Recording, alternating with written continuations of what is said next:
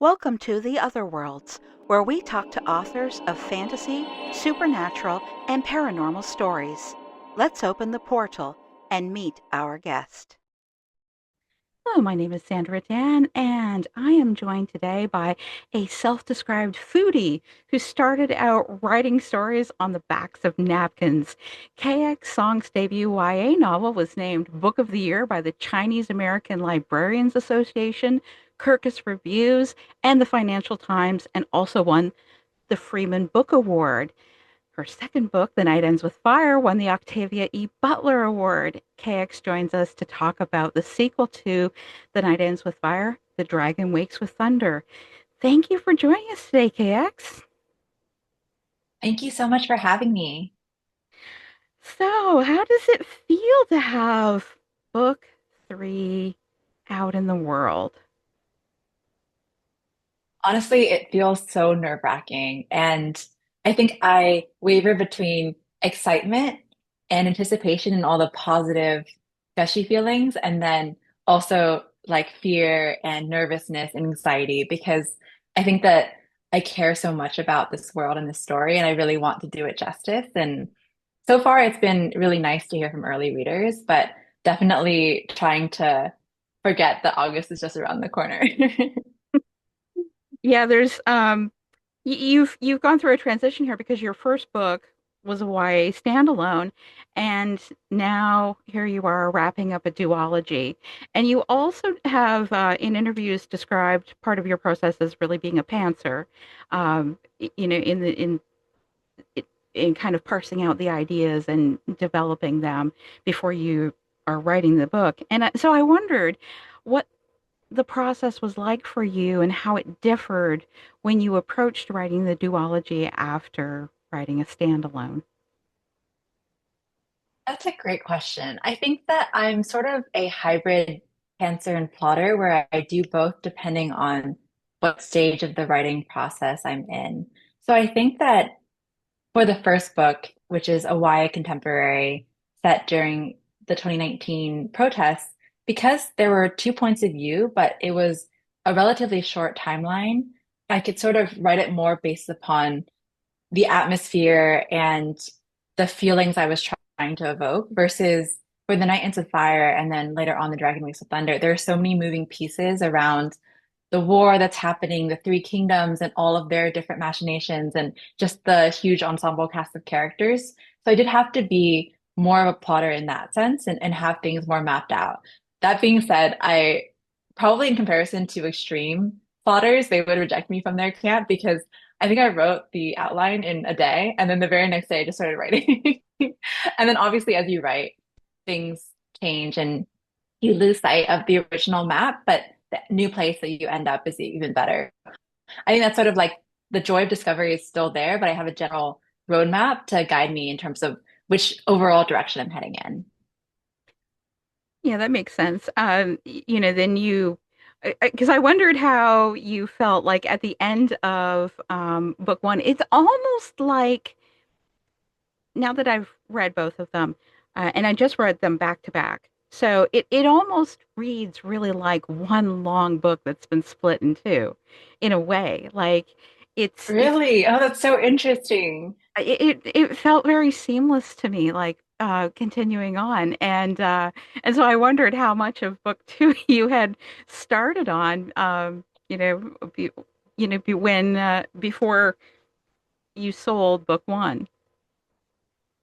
That means so much to me because actually there was nothing of book two when I sold book one. Like genuinely, maybe a sentence at most.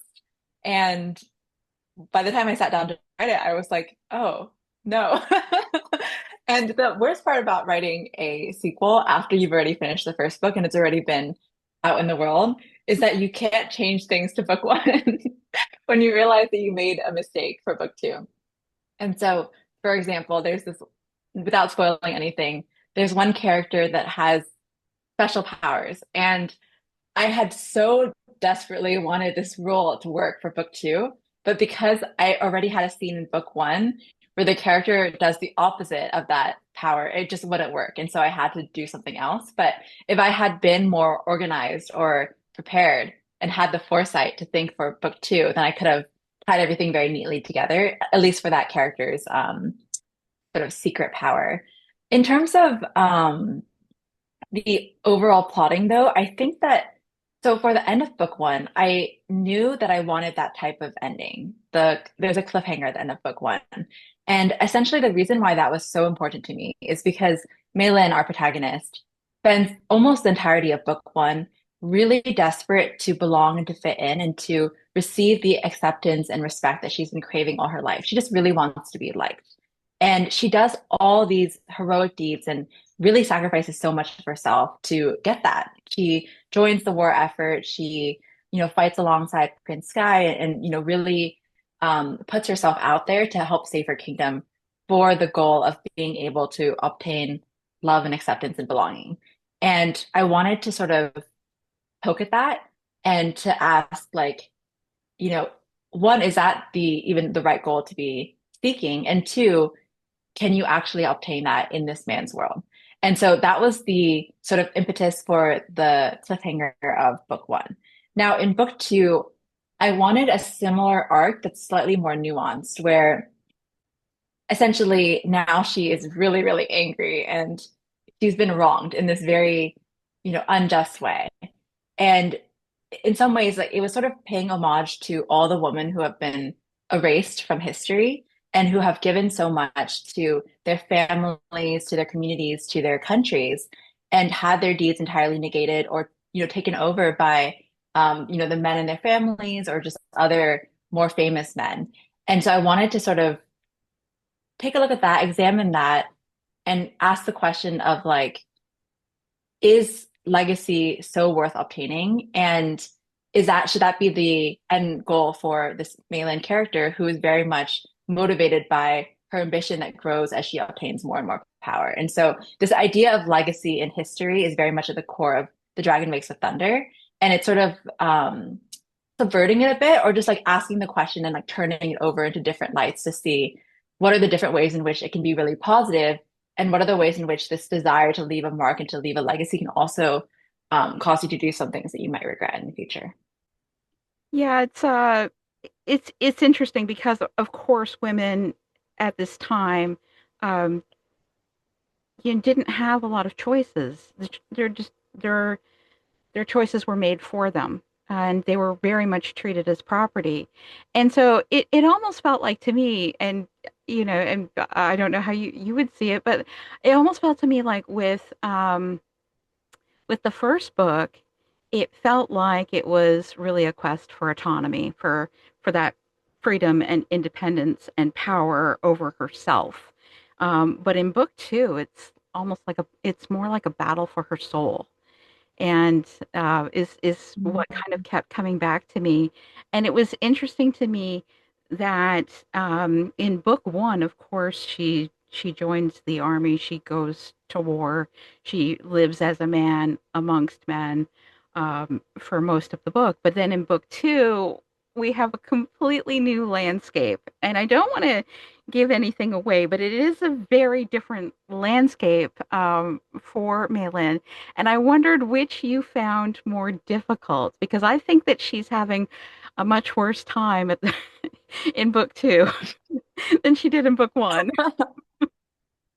That's so funny that you say that. As in, you feel like her hardships or her challenges are greater in book two? I think she's way more out of her depth in terms of where she is and what she's dealing with. I think it was an easier transition in book one, and I could be wrong because she also has her anger clouding her judgment, and in book two she's got things coming at her from all sides. So Mhm. I think that's part of it as well. But I also just don't think that she likes where she is for a good part of the book. Um, and I'm just, I'm trying to avoid saying the specifics, but I don't know. I don't know. What do you think? I think that's a great read of the situation because actually, in like a lot of these Chinese classics and a lot of the tropes that you see in Chinese dramas, is that the character already starts out quite skilled and quite, able and capable with the sword or with martial arts or whatever their preferred medium is. And so, in a similar way, when Meilin joins the army in book one, she already has a pretty decent foundation in terms of the martial arts and in her ability to fight, at least with her physical ability. Obviously, she does become stronger throughout the course of the novel, but she has that foundation. Versus in book two, where she's having to use her, I'll just say it, she's in the Imperial Palace. She has to figure out how to scheme amongst the court and amongst all these various princes and princesses. She's a bit out of her depth. And this is something where she really didn't have the past experience or the training to be able to understand there's something that's being said on the surface, but there's something entirely different being said beneath the surface that you also have to be paying attention to. And so, in that sense, it is more of a challenge for her to have to navigate. At the same time, she's struggling to figure out who are her enemies and who are her allies. Because in book one, when you're fighting a war, these things are very black and white. You have someone trying to kill you and someone who's trying to defend you and has your back. Versus in book two, even though ostensibly we're all friends here, actually everyone is really out to get each other. And so there's this constant push and pull where she can't do it alone. And oftentimes her impulse is to do it alone because she's been betrayed so often. But she finds that she's ineffective by herself and that she does need allies and advocates, even though she also should not be quick to trust. And so that tension and having to navigate that dynamic is going to be a huge growth opportunity for her, but also room for her to make a lot of mistakes. Yes, which do come into play throughout the story. So I wondered when I was reading it, I was wondering who was your favorite character to write? And I know it might seem like Meilin would be the obvious choice because she's the primary point of view character, but you have a lot of other characters who come in throughout the story and who have a lot of page time. And so you spend a lot of time with them. And I was wondering which of them really did you look forward to getting back to in the story when you were writing? Oh, I love this question. I think that I feel so fond of Meilin. Like I am so endeared to her. And even now, like I'm actually working on another project now, and I've put aside the world of the Night Ends with Fire for now. And I talking about them with you, I feel like I'm reuniting with an old friend because I'm so fond of her. And yet at the same time, she is so stubborn and obstinate and in some way so set in her way of doing things. And so I would say that probably the most fun to write is not it's not necessarily characters, it's more so dynamics and dialogue. Like I just love good dialogue between characters who are feuding or bickering. If there's some sort of conflict happening, either a underlying conflict or a surface level conflict, that's always so juicy for me to get to pick apart. And so I think Malin's dynamic with both Prince Sky and Prince Lei was a lot of fun to explore and to be able to see the changing arc of their relationships because just like in real life, we have very different conversations with people that we're just getting to know or people that we distrust versus people that we have gotten to know on a deeper level and have started to form that connection that is almost implicit where you trust them without even having to speak anymore. And so I think being able to observe that change in the arc of their relationships was a lot of fun for me to unpack here. And then also, I would say Winter is one of my favorite characters. He is Prince Sky's older brother, and he's someone that occupies a very different role in The Dragon Waits of Thunder from The Night Ends of Fire, because in book one, we're in a wartime setting. Characters are physically fighting battles, and Winter's strength has never been, engaging in these sorts of physical fights. And so Prince Sky very much like takes the lead there, at least in the wartime setting. But then in the palace, Winter has these strengths of emotional intelligence and being able to read the room and, being someone who doesn't really engage in conflict. And so he's able to form alliances across the different camps.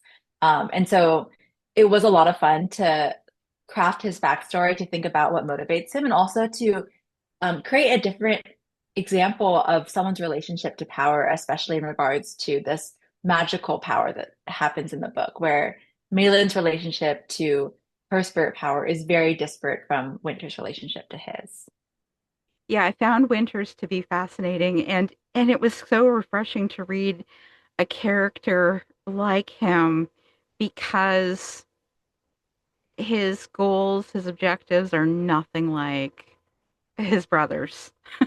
he's he's really a completely unique character, and um, yeah, I really enjoyed him. I also really enjoyed Lay and Sky's dynamic as it developed, without giving anything away. I just there were some scenes that were, you know, um, quite funny and made me laugh because you could you could see, um, the dynamics between them as relationships evolved. So it was, I enjoyed that.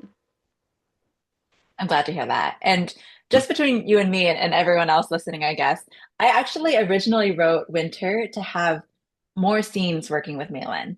But then I realized that was just me wanting to have more of Winter in the story. And I wasn't being true to Winter's character because in reality, he would be someone who would choose his brother's side before Meilin's side. And if they were ever at odds with each other, he would be able to read the room and know that Meilin has some ulterior motive. And so she wouldn't be able to deceive him in the same way that she might be able to deceive Guy, for instance, who's very, wears his heart on his sleeve, very open, very honest, and just says what he thinks. And so in that sense, I did have to sort of obfuscate some of Winter's schemes and also some of his interactions with Meilin because it wasn't fitting for what his character would be like and what his motivations would be. And so that's sort of the kind of thing where sometimes the author's wants deviate from the character's wants and what the character actually would do in that situation. Oh, that's a great point because I do think that there is that moment where she does realize he's always going to choose his brother over her, and that really did make me stop and think when I was reading it because I thought, it made me think about his motives and his objectives and really where his loyalties were. And so I agree with you. I think that, it would be, while it's always fun to see a character that you like on page more, it didn't make sense for him because he had very distinct goals and objectives. So yeah, that's interesting to think about, in terms of how that played out in the story. So I was curious because oftentimes, there are little pieces of ourselves that end up in our characters. So how are you most like Meilin and least like Meilin? Oh, these are such great questions. You would think I would know the answer to this after writing 800, 1,000 pages worth of story, but I need to think about this one for a bit. I would say that Meilin, some of my own stubbornness and tenacity I put in Meilin, but Meilin definitely exceeds mine in the sense of, oh, and the very obvious one is that I would die on day one of any war. I'm definitely not able to handle her physical prowess. But I would say Malin's like determination to keep going even after falling down again and again. That's something that I, in writing her, I was actually encouraged to become more resilient and to hold on to my tenacity even to a greater extent. And I think that's the most amazing part about writing fiction and writing imaginary characters, which is that even though you influence them and that you're creating them, they also influence you. It's that whole life imitates art imitates life cycle. And I actually found this even more so with my first book, An Echo in the City, where one of the main characters, her name is Phoenix, and she's a bit reckless, but she's also a very vibrant, optimistic, and bold person who goes after what she wants in this very unapologetic way. And the summer that that book came out, I found myself engaging in that behavior. And it was wild because a character, or not character, a reader told me, who knows me in my personal life too, like, oh, Phoenix is based off of you, right? And I said, no, of course not. And then afterwards, they said, oh, but like you just did X, Y, and Z. And I realized, wow, I had become more like her in writing her. And that had inspired some of my own life choices, both in my personal life and in my professional career. And that was just so amazing to see, especially when it's a positive trait. That being said, the flip side also exists where sometimes a negative trait, when you get so deep into that perspective and you're trying to embody it to such an extent in order to write it realistically, you can find yourself inhabiting that mind space even when you don't want to. And so I definitely feel with another project that I'm working on now, which is also for the adult market and quite dark, to be honest, it was affecting my mood in this very visceral way. And I had to take a step back and say, I am not this character. And this character, without spoiling anything, has to go through her own very, very long arc in order to come out of this dark place that she's in. And I was in that dark place with her to an extent where it was affecting my non-writing time too. So that is a very rambly answer to your question. But the short answer is Meilin's resilience and her stubbornness to not give up. Those are wonderful traits of hers. Although I will say that I probably would have folded before they even marched to war. I I would mean, be like walking 10 miles a day. No way. yeah, right? Like, what kind of footwear did they have? And yeah. I mean, it's one of the things about her in the first book, though, like her level of determination and her drive, like to stay up late every night and train, her determination to be the best and to not settle, is just it's so inspiring because so many people are happy to just coast, and that was just never the case with her. Like I think about the moment where she climbed on the roof to spy on her betrothed in book one, and watched to make and made a decision that she was not going to accept that for her life. Like it's so inspiring for anyone really to think about, that you do have a choice. Even if you don't think you have a choice, you have a choice. And she found a way to, you know, to go out there and to have a chance at a different kind of life, a life of her choosing, as opposed to a life that had been chosen for her. And yeah, so I love that about her.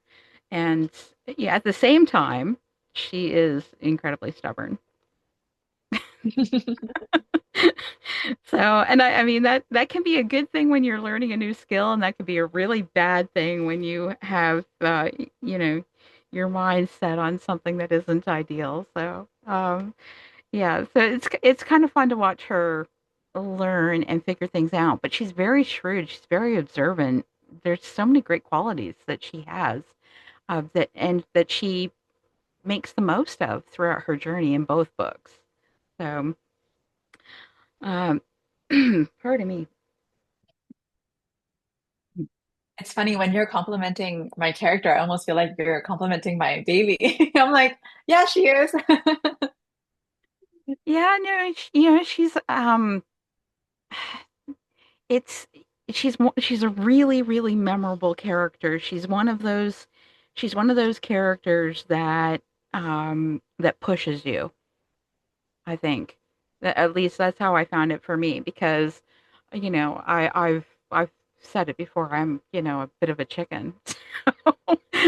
So I look at somebody who's this brave and this willing to take all these chances, to and it's wonderful, really. It's inspiring. Like you said, like, a character like that can influence you in positive ways and motivate you to take chances that you might not have otherwise taken. So, Mhm. That's great to hear. And I think at the start of her journey, because she has such a small view into the world outside, she doesn't even know what to ask for or what to want. And so her goal and her dream is actually quite small. She just wants 6 months of freedom. But then as comes into her power, she starts to want more and more. And that's what I also hope for my readers too, where sometimes when you've been told all your life that being ambitious is being selfish, you suppress those desires and you tell yourself that you don't want more because wanting more is inherently, negative or self-serving. But if you're able to sort of think through your ambitions and your dreams in this neutral way and admit to yourself, no, this is what I want.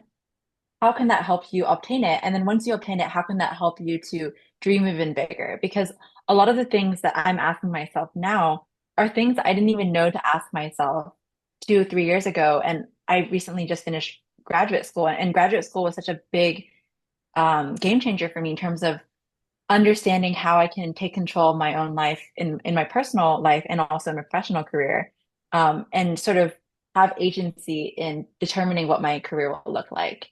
So I also really relate to everything that you were saying, and I'm hoping that Mailin's example will inspire both of us. Well, I suspect that she already has inspired you a lot. So I think that's probably all intertwined there with your own growth journey with this character. Um, and that's and I really think that she's a great character for the moment too, because you know we're in a time where um, it's there's people who want to impose certain restrictions on others and that determine how they live their life. And we're in a time where we either say that we're going to go along with that or we're not going to go along with that. Meilin would never go along with that. She would fight for freedom. She would fight for personal freedom. And I think that that's really inspiring and something that I would imagine that a lot of readers will, you know, will connect with when they're reading her story. So at least I would hope so. Mhm. So so out of curiosity, there are four cardinal spirits that are referenced in the book. There's the tortoise, the tiger, the dragon, the phoenix. Well, they're referenced in both books. I'm so sorry. Can you hear them? Can you hear the dog? Oh, I heard one noise, but it's gone now. Oh, okay. I'm I'm sorry. My dogs are barking because my husband just came home. I have a dog too, so she may bark as well. At first, I was like, "Is that here?" Or, "Oh, yeah, it's here." So, anyways, in the books, there's the reference to the four cardinal spirits: the tortoise, the tiger, the dragon, and the phoenix. And obviously, some of these cardinal spirits are present more than others. Um, but I was wondering if you were transported right now into Malin's world and you had to choose because you had to bond with one of these cardinal spirits, which of the cardinal spirits would you choose? That is so funny that you would ask that. I think that my answer that I would hope that I would aspire to is to be like Winter and not choose any cardinal spirit. I don't know if that's too much of a spoiler, but yeah, maybe don't. Okay, I think let me rephrase that. I think that my hope would be to be someone who doesn't go after the seductive pull of power and to not end up making a bargain with the cardinal spirit. That being said, I think that what would end up happening is probably I would get lured in and I would end up choosing a spirit, in which case I think I would choose the phoenix. I feel like she is very misunderstood. Actually, I would probably agree with that. I don't think that I don't think we get to see enough of her because we center more on who she's, um, who she's bonded to. So, so I think it's interesting. You know, I still there's the part of me that goes, there are still stories here that could be told. I just want to mention that. There's all kinds of directions that you could go because I sort of wonder what happens to her later. Without giving anything away. I'm just curious. So, I mean, I think you left the door open that you could revisit this world if you wanted to, maybe someday. And you're not going to say anything.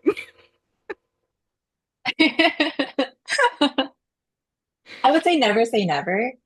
And I really liked how in a lot of Chinese mythology, there's this idea of liminal space, and it's not like this black and white, like alive or dead, life or death.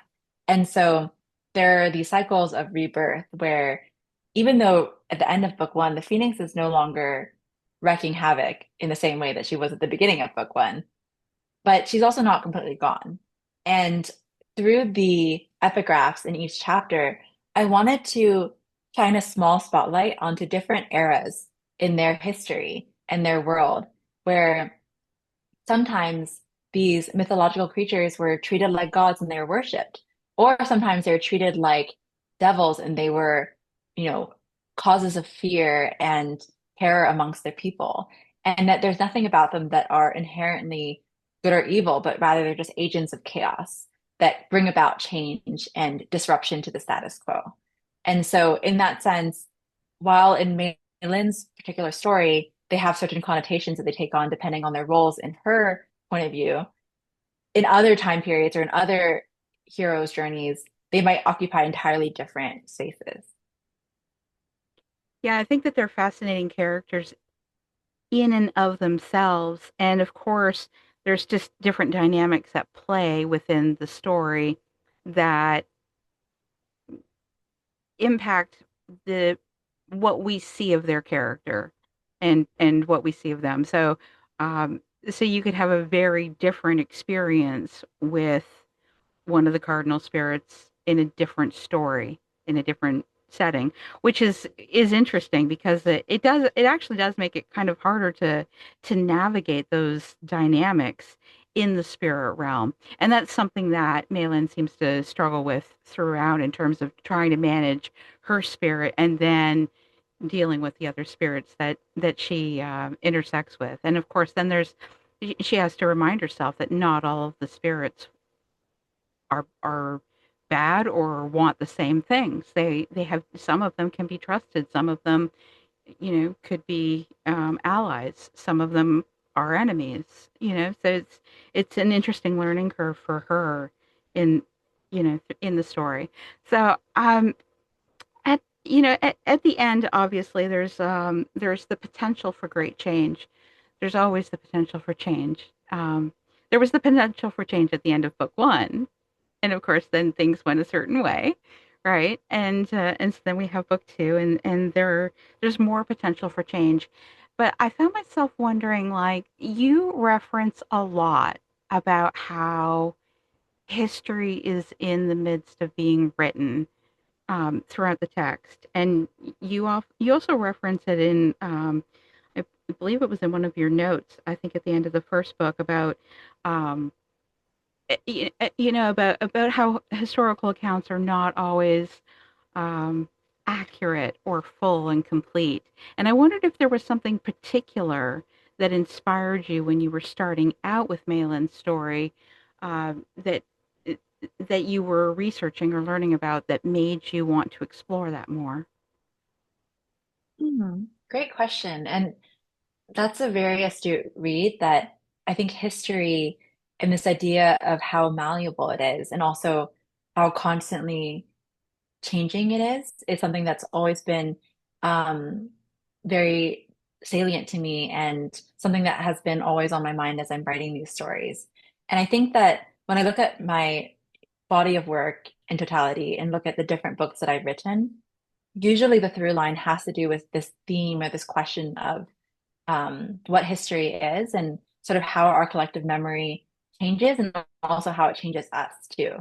Um, so I think that there wasn't any one story in time that inspired The Night Ends with Fire in that sense. It was, I will, so for An Echo in the City, I wanted to capture this moment in time and capture that feeling that if you were there in Hong Kong in 2019, you would have felt that atmosphere and the way people were talking about things and these characters points of view, that was something that was so important to me to be able to put on paper. And so in that sense, it was more so like capturing one specific moment in time. Versus for The Night Ends with Fire, one, I wanted an escape because I think An Echo in the City was a very sort of more serious topic, and I wanted something that was a bit more fun and adventurous and more of an escape. So sort of like a adventure novel that would take you to faraway places and help you forget about what was happening in the real world to an extent, obviously. I think that I can't write entirely escapist fiction. It just, I don't have it in me. I love authors who write really light and fluffy things, but my stories always somehow end up having some sort of morally gray or darker component to them. And I think as someone who, my family is from China, and I grew up between going back and forth between the US and to China. And so just seeing the ways that history and the framing in textbooks of these narratives really shapes how we think about our world and how we think about our own position relative to all these different parties in these different countries. It was very it became very obvious to me how much of a difference it makes, the framing of the narrative. And also with hearing my family stories and how they diverged from certain official accounts, that too helped me understand how important history is and also how different types of history, when something is said or when something is left out, it really shapes our own self-identity and how we see ourselves. And so that's something that I wanted to sort of unpack or investigate um, in The Night Ends with Fire. And that's also why this question of legacy comes up a lot for Meilin, because it is something that becomes more and more important to her as she feels wronged, as she feels the injustice, and also as she wants to take control of her own narrative. I think there's a sense of powerlessness that drives her to really want to carve out a legacy of greatness for herself, because that's the only way that she feels like she can obtain that control that she has been missing for a lot of her life. Yeah, that's really fascinating. Because also like when I was reading about the story of what in your notes about Mulan, like I've never watched or read any of the stories about Mulan. So I'm sort of our kids are past the point of Disney movies, because they're adults now. So and I know that they're not very accurate at the best of times anyways. So I was actually kind of curious about um it made me curious about her story and how much of that fact, influences the character of Meilin in the story. What I love about these old classics like Mulan is that every retelling, while it pays tribute to the original, whatever the original was, it also shines a light to what's happening during the time period that it was written in. And so I feel like I think it's 1998 when the Disney version of Mulan, the cartoon, first came out. And that was such a big moment for Disney princesses at the time, because finally you have a Disney princess who is, fighting in the war with her love interest and, having agency in a way that Snow White wasn't given or Sleeping Beauty wasn't given. That being said, she's such a perfect heroine where she's motivated from filial piety. She's so selfless. And at the end of the war, after she saves the day for the whole kingdom and the emperor offers her anything she wants, she says, no, I'm just going to go live with my dad and take care of my dad because I actually don't want money and I don't want power. And even as a kid, I thought, good for her, but I wouldn't be making that decision if I were her. And I think that we've come to this point in time now that it's, 2025, where we're okay with centering women's rights, but we're also ready to start centering women's wrongs. And so that's sort of the question that I wanted to bring to the table with my version of the famous Mulan character, where would we still venerate this very famous, classical figure if she was instead more morally gray, more motivated out of her own sense of selfish ambition, and was three-dimensional in a way that just previous woman characters weren't given, where men could be flawed, men could make copious mistakes, and still get to take center stage versus woman, the only woman that we were okay with centering the narrative were women that were basically perfect.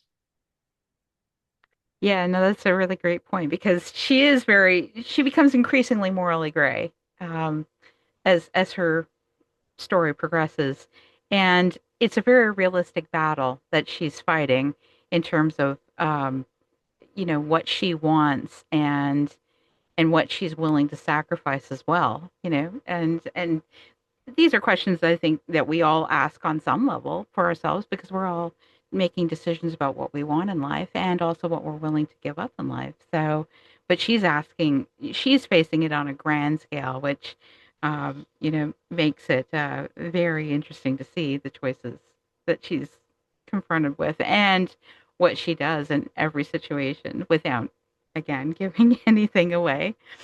So to wrap this up, I have a couple of offbeat questions for you because you did mention in an interview with Geeks Out that you started off writing stories on the backs of paper towels and napkins when you were a child, and I wondered what kind of stories were you writing about?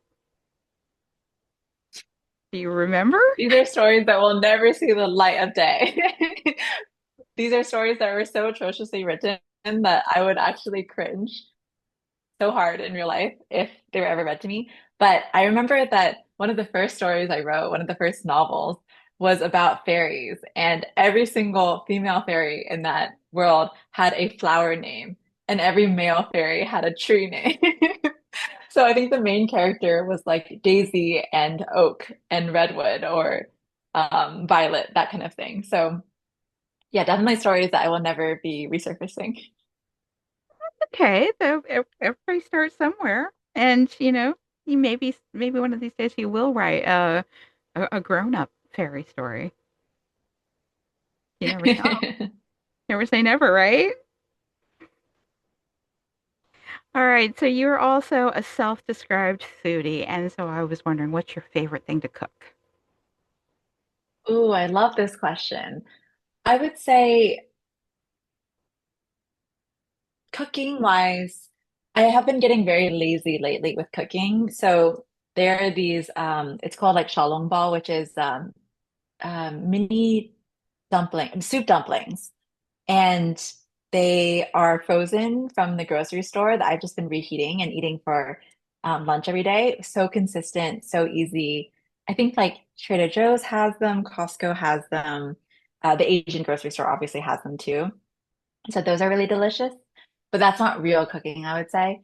In terms of my favorite thing to cook, I haven't baked in a while, but I have this Japanese strawberry cake recipe that's super light and fluffy and filled with homemade whipped cream that whenever it's someone's birthday, I like to pull out. Oh, wow, that sounds delicious. Well, I appreciate you taking the time to chat today. It's been so much fun. This has been one of my most anticipated releases for 2025. I was so excited to get a chance to read The Dragon Wakes with Thunder early, and so I really am so excited for it to be out in the world and for people to have a chance to enjoy it. And I wish you all the best in your upcoming projects. Oh, that means so much to me. Thank you so much. And I'm so thankful that you read it and that you enjoyed it. And I love this conversation too. It was so much fun.